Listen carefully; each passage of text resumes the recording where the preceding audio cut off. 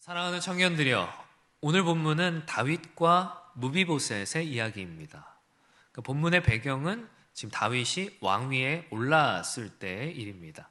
이스라엘의 첫 번째 왕이었던 사울이 죽고 다윗이 이스라엘의 2대 왕으로 올라서 가장 먼저 그가 했던 일은 이스라엘 주변에 위협이 되는 국가들을 군사적으로 정리하는 일이었습니다.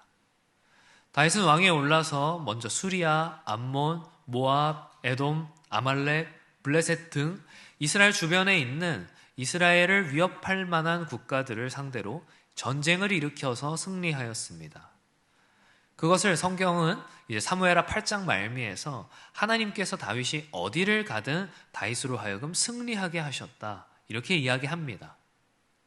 그렇게 다윗은 하나님의 도움을 받아 외부의 위협들을 군사적으로 정리하고 이제 다윗은 이스라엘의 내부로 그 시선을 돌리게 됩니다. 그것이 이제 9장입니다. 군사적으로 이스라엘의 외실을 다진 것과 같이 이스라엘의 내실 또한 단단히 다지기 위하여서 다윗은 그 시점에서 누군가를 떠올렸습니다. 그 누군가가 바로 요나단입니다. 그럴 만도 한 것이 지금 이스라엘의 왕이 된 다윗에게 만약 지금 아직 살아있다면 자신이 왕위에 올랐을 때 가장 도움이 되었을 법한 사람, 그 사람을 한 사람만 꼽으라면 누구겠습니까? 바로 두말할 것도 없이 그의 절친이었던 요나단이었겠죠. 그리고 다윗은 요나단을 생각하면서 동시에 요나단이 살아있었을 때 생전에 다윗과 요나단이 함께 더불어서 약속했던 그 언약도 생각난 것 같습니다. 그 약속의 내용이 무엇이죠? 사울이 다윗을 막 잡아 죽이려고 하였을 때 다윗은 도망가다 지쳐서 자포자기하는 심정으로 사울의 아들 요나단에게 찾아와서 이야기합니다. 나를 죽일 테면 죽여라. 이제 도저히 못 참겠다. 도저히 못 도망다니겠다. 이렇게 말하는 겁니다. 근데 그런 다윗에게 요나단은 이렇게 대답하지요. 사무엘상 20장입니다. 13절부터 16절까지 우리 같이 한번 읽어볼까요? 시작. 그러나 만일 내 아버지께서 너를 해치려 하는데도 내가 이 일을 내게 알려주어 너를 보내어 평안히 가게 하지 아니하면 여호와께서 나 요나단에게 벌을 내리시고 또 내리시기를 원하노라. 여호와께서 내 아버지와 함께 하신 것 같이 너와 함께 하시기를 원하노니 너는 내가 사는 날 동안에 여호와의 인자하심을 내게 베풀어서 나를 죽지 않게 할 뿐 아니라 여호와께서 너 다윗의 대적들을 지면에서 다 끊어버리신 때에도 너는 내 인자함을 내 집에서 영원히 끊어버리지 말라 하고 이에 요나단이 다윗의 집과 언약하기를 여호와께서는 다윗의 대적들을 치실지어다 하니라. 아멘. 요나단은 다윗에게 약속을 합니다. 만약 내 아버지인 사울이 다윗 너를 죽이려고 한다면 내가 그것을 너에게 미리 알려서 너로 하여금 도망할 수 있게 하겠다라고 이야기하는 것이죠. 그리고 심지어서 다윗의 대적들을 치실지어다. 다윗의 대적이면 누구입니까? 자기 아버지 사울이지 않습니까? 근데 그렇게까지 약속을 하는 거죠. 요나단은 매우 경건한 사람이었습니다. 그래서 이 경건했던 요나단은 하나님께서 자신의 아버지였던 사울 왕조를 한데 만에 무너뜨리시고 다윗 왕조를 새롭게 일으켜 세우실 것을 이제 알았던 것이죠. 그 말인즉슨 이스라엘 첫 번째 왕이었던 사울의 직계 아들인 자신이 사울의 뒤를 이어서 다음 때의 왕이 되는 것이 아니라 다윗이 바로 사울의 뒤를 이어서 다음 때의 왕이 될 것을 요나단은 그 경건함을 통하여 알았던 것입니다. 새로운 다윗 왕조가 탄생할 것을 그가 알았던 거예요. 그리고 그것을 겸손하게 받아들였습니다. 받아들일 뿐만 아니라 다윗에게 이렇게 약속하는 것입니다.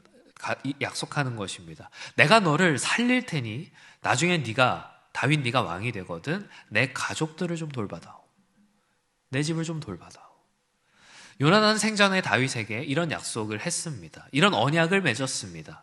그리고 다윗은 이제 요나단이 떠오르는 이 사무엘하 9장의 시점에서 요나단과 했던 이 약속, 이 언약을 기억했던 것입니다. 우리가 먼저 앞서서 다윗과 요나단과의 대화에서 조금 주의 깊게 생각해 볼 것은 바로 아까 14절에 함께 읽었던 여호와의 인자하심을 내게 베풀어라 라고 하는 표현입니다. 여호와의 인자하심. 이 인자하심이라고 번역된 히브리어 단어 헤세드는 구약 성경에서는 인자, 긍휼, 자비, 은총, 은혜 등으로 이제 번역되는 단어입니다. 그러니까 지금 이 본문에서 요나단이 다윗과 언약을 맺을 때에 다윗에게 요청했던 것이 무엇이냐면 다윗으로 하여금 내게 여호와의 은총, 여호와의 인자하심을 베풀어 달라. 이것을 구했다는 것이죠. 그리고 이것을 잘 새기면서 오늘 본문으로 돌아와서 사무엘하 9장을 딱 보게 된다면 다윗은 지금 이 약속을 기억한 것입니다. 사무엘상 20장에서 요나단과 했던 이 약속입니다. 다윗은 비록 요나단이 죽었지만 요나단과 약속하기를 나중에 요나단이 죽고 그리고 다윗이 왕이 된다면 요나단의 남은 가족을 돌봐주기로 그들에게 여호와의 인자하심, 다시 말해 여호와의 은총, 하나님의 은총을 베풀기로 약속했던 것을 이제 기억했던 것입니다. 그래서 요나단의 집에 남은 가족이 없느냐, 사울의 집에 남은 가족이 없느냐 이렇게 물었던 것이죠. 그리고 이제 사울의 종이었던 시바를 불러서 다윗이 이야기합니다. 오늘 보면 다시 한번 같이 보면은요. 사무엘하 9장 3절 같이 한번 다시 읽어보겠습니다. 시작. 왕이 이르되 사울의 집에 아직도 남은 사람이 없느냐? 내가 그 사람에게 하나님의 은총을 베풀고자 하노라 하니 시바가 왕께 아뢰되 요나단의 아들 하나가 있는데 다리 저는 자니이다 하니라. 아멘. 다윗이 사울의 집에 남은 사람이 없느냐 이렇게 묻자 사울의 집의 종이었던 시바가 대답합니다. 뭐라고요? 요나단의 아들이 하나 있는데 다리 저는 자입니다. 이게 누구입니까? 요나단의 아들 무비보셋이었습니다. 여러분 뭐 무비보셋 다 누군지 아시겠지만 처음 듣는다는 표정으로 쳐다보시는데 다 아시죠? 아는데 지금 뭐 그냥 압니다. 그래서 이 무비보셋을 일일이 다 찾아보진 않을 거예요. 근데 모르시는 분들은 찾아보십시오. 무비보셋은 사울과 요나단이 죽었을 때 유모가 어린 무비보셋을 안고 이렇게 도망치다가 안고 있던 5살 난 이 무비보셋을 땅에 떨어뜨려 가지고 그 바람에 두 다리를 절게 된 사람입니다. 한 다리도 아니고 무려 두 다리 모두를 절게 된 사람입니다. 근데 오늘 본문에서 다윗은 그에게 하나님의 은총을 베풀겠다. 이렇게 이야기합니다. 하나님의 은총. 오늘 설교 제목이기도 한 우리가 오늘 집중할 것은 이 하나님의 은총이에요. 사랑하는 청년들이여, 하나님의 은총이 뭐예요? 여러분 잘 생각해 보십시오. 은총이 뭐예요? 은총이란 누군가가 누군가에게 베풀어 주는 거예요. 그래서 성경에서 은총은 호의라고도 할 수 있어요. 둘리가 하는 호의, 이게 아니라 호의, 좋은 의도, 호의. 다시 말해서 그냥 거저 베풀어 주는 것이죠. 그런데 다윗은 무비보셋에게 하나님의 은총을 베풀어 준다 이렇게 이야기합니다. 왜 굳이 하나님의 은총일까요? 내가 무비보셋에게 은총을 베풀고자 한다 이렇게 이야기할 수도 있잖아요. 은총은 은총인데 왜 다윗의 은총이 아니라 하나님의 은총인 것입니까? 그 이유가 무엇입니까? 그렇다면 하나님의 은총이란 무엇입니까? 본문을 통해 하나님의 은총이 갖는 몇 가지 특징을 우리가 좀 생각해 보고자 합니다. 먼저 첫째로 하나님의 은총의 첫 번째 특징은 자격 없는 자가 받는다라고 하는 것입니다. 여러분, 무비보셋은 다리를 저는 사람이었어요. 한쪽 다리도 아니고 두 다리 모두를 저는 사람이었어요. 여러분, 이 말이 무슨 말인지 아십니까? 그냥 자격 없는 자가 아니에요. 이 사람 몸이 좀 불편한 사람인가 보다, 좀 지체에 장애가 있는 사람인가 보다. 그게 초점이 아닙니다. 이 사람은 어떤 사람이냐? 도움이 없이는 하루도 살 수 없는 사람이라는 거예요. 이게 핵심입니다. 여러분, 우리는 때로는 착각하고는 해요. 착각하면서 살아가요. 나는 내 발로 걸을 수 있으니 나는 혼자 살 수 있다고. 나는 내 두 손으로 뭔가 할 수 있으니 나는 혼자 살 수 있다고. 그런데 우리에게 하나님의 은총이 필요하다라고 하는 것은, 우리에게뿐만 아니라 모든 사람에게 다 하나님의 은총이 필요하다고 하는 것은, 모든 사람은 다 죄인이며 모든 사람은 다 스스로 살아갈 수가 없고, 하나님의 은총이 아니고서는 하루도 살 수 없는 사람들이 바로 우리들이다라는 거예요. 지금 이 본문에서 무비보셋은 단순히 육신에 어떤 불편함이 있는 사람만을 가리키는 것이 아니라 바로 나 자신, 그리고 우리 모두를 가리킨다는 것을 알아야 합니다. 영적인 장애를 가지고 살아가는 우리를 가리킨다는 사실을 말입니다. 오늘 무비보셋을 향하여 베풀어진 하나님의 은총은 우리에게 이것을 다시금 상기시키는 거예요. 여러분, 우리가 오늘 하루 우리 힘으로 산 것입니까? 우리 힘으로 내일 아침 떠오를 해를 우리 힘으로 맞이할 수 있습니까? 하나님의 은총이 필요하다니까요. 하나님의 은총이 필요한 우리는 모두 다 무비보셋입니다. 하나님의 은총이 아니고서는 하루도 살 수 없는 자들이 바로 우리입니다. 그래서 어제 우리가 하나님의 은총을 구하며 살았다 하더라도 오늘 우리는 또다시 하나님의 은총을 구해야 하는 것이죠. 왜냐? 은총이 없이는 하루도 살 수 없는 것이 우리이기 때문에. 전적으로 무능한 자에게 베풀어지는 하나님의 은혜, 그것이 하나님의 은총이 갖는 첫 번째 특징입니다. 두 번째로, 하나님의 은총의 두 번째 특징은 하지 않아도 될 일이라는 것입니다. 아까 사무엘상에서 요나단이 다윗과 약속했을 때를 한번 기억해 보죠. 요나단이 다윗에게 뭐라 그랬습니까? 내 집에 대를 끊지 말아달라. 그러니까 대를 끊지 말아달라라고 요청을 했단 말이에요. 그런데 다윗이 요나단과 한 이 약속을 기억했어요. 그리고 무비보셋에게 어떻게 했어요? 대를 끊지 않는 정도가 아니라 어떻게 했어요? 항상 왕의 상에서 떡을 먹도록 했어요. 여러분, 놀랍지 않습니까? 우리나라 역사를 한번 보지요. 정적, 그러니까 정치적인 적을 제거하기 위해서, 해하기 위해서 삼족을 멸하는 일이 다분했어요. 왜죠? 혹시라도 그 후손이 나중에 나에게 보복을 할까봐, 그게 두려웠기 때문이죠. 요즘은 안 그럴까요? 오늘날은 안 그럴까요? 여러분, 정권이 바뀌면 중요 요직에 자기 정당의 인물로, 자기 정당, 같은 정당 안에서도 뭐 무슨 게 하면서 자기 사람들로 채우는 것이 오늘날 대한민국 정치계 현실 아닙니까? 그게 지금 이 사회의 현실 아니에요? 생각해보면 그래요. 누구 때문에 사울이 죽었어요? 다윗 때문에 사울이 죽었단 말이에요. 다윗 때문에 요나단이 죽었단 말이에요. 다윗 때문에 무비보셋은 멀쩡하던 사람이 하루아침에서 왕궁에서 쫓겨났고, 멀쩡하던 사람이 5살에 2다리를 저는 자가 되었단 말이에요. 그런 무비보셋이 두려워서라도 다윗은 멀리 귀양본에 살려만 두어도 다윗은 요나단과 한 약속을 지킬 수 있단 말이죠. 대를 끊지 말아달라 요청했으니 감옥에 평생 가둬두면서 살려만 둔다고 해도 그 대를 끊지 말아달라는 요나단과의 약속을 지킬 수 있었단 말이에요. 그런데 다윗이 어떻게 합니까? 무비보셋을 곁에 두는 거예요. 원수와도 같은 무비보셋을 곁에 두는 거예요. 자그마치 함께 식탁을 쓰는 거예요.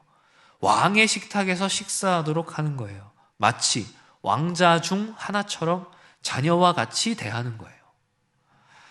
여러분, 지금 이거 상식적으로 말이 안 되는 일을 하고 있는 거예요. 여러분, 당시 예법으로는 식사할 때는 이제 완전히 무장을 해제하고 먹었습니다. 그러니까 칼, 뭐 이런 거 자신을 보호할 수 있는 어떤 도구나 갑옷들을 입고 있지 않았어요.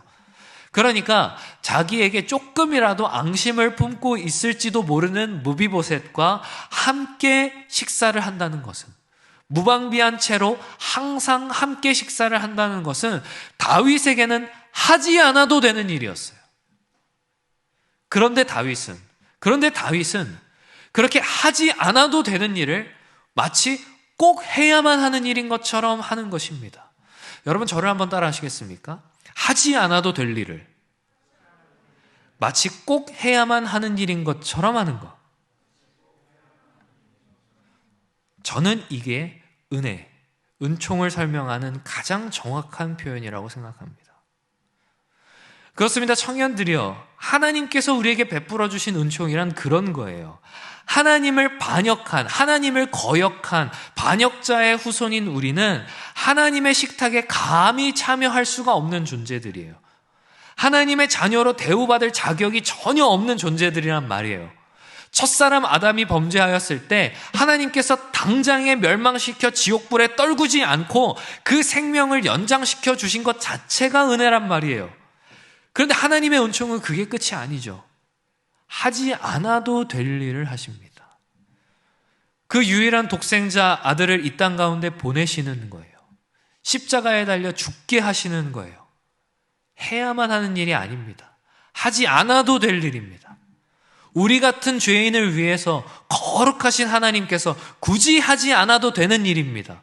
그냥 그렇게 죄인으로 살다가 그냥 그렇게 지옥불에 떨어진다고 하더라도 우리는 조금의 변명도 할 수 없는, 오히려 지옥 불구덩이 그 한가운데서도 잠깐이나마 생명을 연장시켜 주신 하나님의 은혜에 감사할 수밖에 없는 그런 존재들이 바로 우리란 말이에요. 그런데 그런 우리에게 하나님께서는 하나님의 은총을 베풀어 주십니다. 하지 않아도 되는 일을, 예수를 십자가에 못 박는 그 일을 마치 꼭 해야만 하는 일인 것처럼 그렇게까지 열심을 내면서 하셨단 말이에요. 예수를 십자가에 못 박으시면서까지 죄인인 우리를 구원하시는 이유를 저는 목사가 되어서도 아직 잘 모르겠습니다.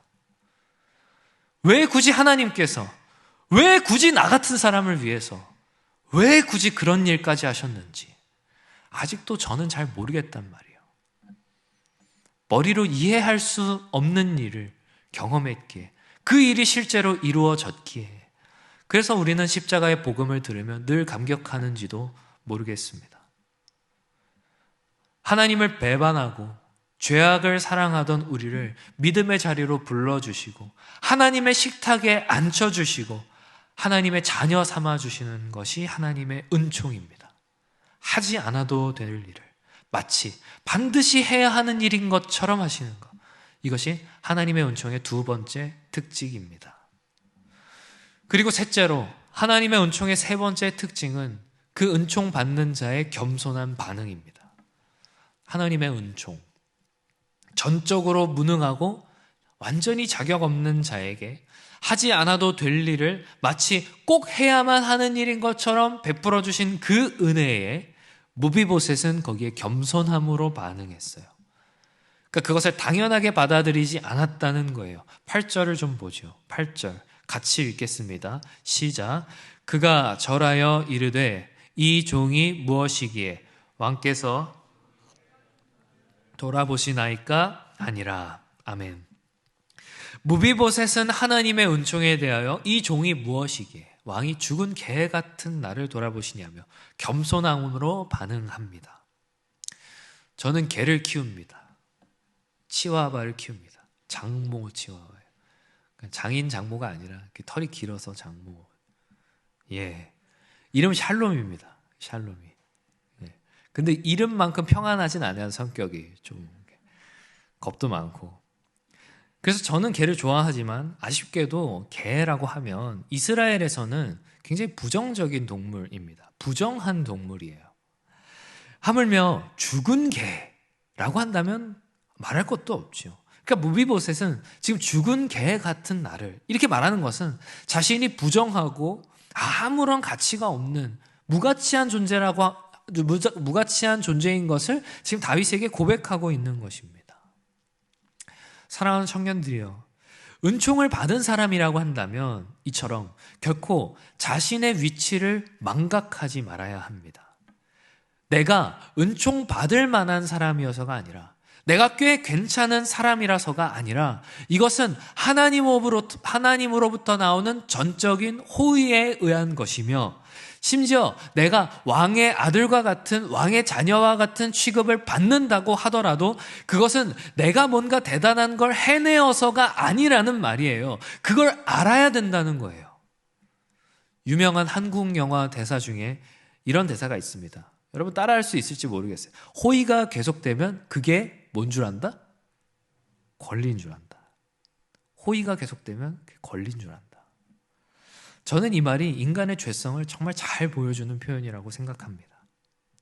여러분, 애굽에서 울부짖던 하나님의 구원을 부르짖던 이스라엘 백성들이 하나님의 놀라운 구원의 감격을 힘입어 출애굽하여 약속의 땅 가나안으로 가는 동안 이스라엘 백성들 어땠을까요? 가는 내내 찬송했을까요? 하나님께 영광 돌렸을까요? 아니요. 성경을 보십시오. 뭐라고 얘기합니까? 가는 내내 불평불만 터뜨렸다고 얘기해요. 홍해가 갈라져요. 하나님의 구원을 찬양합니다. 잠깐 찬양하고 얼마 지나지 않아 목이 마르다고 배가 고프다고 하나님을 향해 원망의 말을 쏟아붓습니다. 쓴물이 단물로 바뀌고 하늘에서 만나와 메추라기가 내려도 잠깐 감사할 뿐 이내 익숙해져서 더 맛있는 거 먹지 못한다고 불평해요. 누구와도 같이, 마치 우리와도 같이 그렇게 불평하는 것입니다. 영생복락이 있는 저 하늘나라와 구원의 은총이 우리에게 주어졌음에도 불구하고 왜 지금 내 눈앞에, 왜 오늘 내 눈앞에 내가 원하는 현실을 그 탄탄대로가 펼쳐지지 않느냐고 하늘을 향해서 손가락질한단 말이에요. 불평불만을 터뜨린다는 거예요. 하나님의 호의에다가 나의 권리를 주장하는 것이죠. 이건 마치 왕의 식탁에 앉았는데 반찬 투정을 하는 거나 다름이 없어요. 불평은 여러분 다른 것이 아니라 하나님의 은총을 망각할 때 찾아옵니다. 그래서 청교도 중 누군가는, 이름은 기억이 안 나는데 이런 말을 했어요. 은혜 중에 은혜는 은혜를 기억하는 은혜다. 누군가를 향해 손가락질하고 심지어는 하나님을 향해 손가락질을 하고 입에서 불평불만이 쏟아져 나올 때 우리는 하나님의 은총을 잊어버린 것은 아닌가 돌아봐야 합니다. 여러분, 은혜가 희미해져 갈 때 불평할 만한 우리의 현실은 선명해져 갑니다. 하지만 반대로 은혜가 우리에게 선명해져 갈 때 오늘날 괴로웠던 우리의 현실은 희미해지고 불평은 사라질 것입니다. 여러분, 저라고 불평 안 하겠습니까? 저라고 현실에 좌절 안 하겠습니까? 제가 여러분과 다르지 않아서 이런 설교를 하는 것이 아니에요. 저도 오늘 하나님의 은총을 잊어버리고 살아가는 그런 존재이기에 그 마음으로 여러분들께 권면드립니다. 사랑하는 청년들이여, 오늘 본문의 무비보셋 기억하시고 죽은 개 같은 우리를 구원의 식탁에 앉히시는 왕의 자녀 삼아주시는 하나님의 은총을 되새기길 바랍니다. 하나님의 은총을 받은 자라면 반드시 이렇게 겸손하게 반응한다는 것을 잊지 마셔야 합니다. 사랑하는 청년들이여, 저와 여러분 모두 무비보셋이에요. 본래 멀쩡하게 창조되었지만 장애를 가진 존재가 되었던 그런 무비보셋처럼 본래 우리는 아름답고 선하게 지음받았지만 죄로 물들어 타락한 그런 존재들이에요. 무비보셋이 누군가의 도움이 없이는 하루도 살 수 없는 존재인 것처럼 우리 또한 하나님의 도움 없이는 하루도 살 수 없는 존재들이에요. 그런 무비보셋에게 다윗은 하나님의 은총을 베풀었습니다. 하나님의 은총이란 뭐였어요? 하지 않아도 될 일을 하는 것입니다. 그냥 그 목숨 부지시켜도 되는 것인데, 살려만 두어도 되는 것인데 왕의 식탁에 평생토록 앉아있게 하는 거예요. 마치 왕자들 중 하나처럼 대하는 거예요. 하지 않아도 될 일을 꼭 해야만 하는 일인 것처럼 하는 거예요. 하나님께서 우리를 그렇게 대하셨습니다. 그냥 우리를 그대로 내버려 두어도 우리는 지옥불에 떨어져도 아무런 변명할 수 없는 그런 존재들인데 굳이 하나님께서는 당신의 아들을 이 땅 가운데 보내어 주셨어요. 그분께서는 원래 전혀 질 필요가 없으신 나무 십자가를 마치 반드시 져야만 하는 것처럼 지셨어요. 죽으실 필요가 없으신 하나님께서 반드시 죽어야만 하는 것처럼 무덤에 들어가셨어요. 우리를 구원의 식탁에 앉히시고 영생의 생명수를 마시게 하시고 하나님을 아버지라 부를 수 있게 하셨어요. 이 모든 것이 그래서 하나님의 은총입니다. 하지 않아도 될 일을 꼭 해야만 하는 일인 것처럼 하신 하나님의 은총인 것입니다. 그 은총을 받은 우리라면, 하나님의 은총을 받은 우리라면 우리가 하나님께 드려야 할 마땅한 반응은 바로 겸손입니다. 내게 주어진 이 구원이 결코 나로부터 비롯되지 않았다라고 하는 사실을 깨닫고 하나님의 이 놀랍고 값없으신 은총에 감사하면서 이 감사와 감격으로 나아가는 거예요. 죽은 개 같은 우리를 식탁으로 불러주시는 하나님께 우리는 우리의 삶을 다하여 예배해야 하는 것입니다. 우리 삶에 불평과 불만이 찾아올 때 희미해져만 가는 이 은혜의 끈을 부여잡고 이 하나님의 은총을 선명하게 기억하려 애쓰는 사람은 하나님의 은총을 참으로 입은 사람입니다. 그래서 부디 청년들이여 권면드리기는 때론 우리가 이런 은총을 베풀어야 할 때가 있습니다. 그때마다 우리가 입은 하나님의 은총을 우리는 기억해야 합니다. 하나님의 은총을 입은 자답게 우리에게 맡겨진 누군가를 사랑으로 품고 그에게 우리 또한 은총을 베풀어야 합니다. 세상은 하지 못하는 일이에요. 뭘 그렇게까지 하냐고 세상은 말할지 몰라요. 하지만 우리는 그들을 마치 반드시 해야만 하는 것처럼 사랑하고 반드시 용서해야 하는 것처럼 용서하고 그들을 위해서 반드시 기도해야 하는 것처럼 기도해야 합니다. 사랑하지 않아도 되고 용서하지 않아도 되고 기도하지 않아도 된다 할지라도 우리는 꼭 해야만 하는 일인 것처럼 하는 것입니다. 왜냐하면 우리 주님께서 우리를 향하여 먼저 그렇게 하셨기 때문입니다. 그래서 부디 바라옵기는 하나님의 은총이, 이 놀라운 은총이 주님께서 우리에게 손수 먼저 보여주신 이 은총이 우리 삶에서 우리를 통하여서도 베풀어지는 그런 주의 청년들 되시기를 간절히 축원합니다.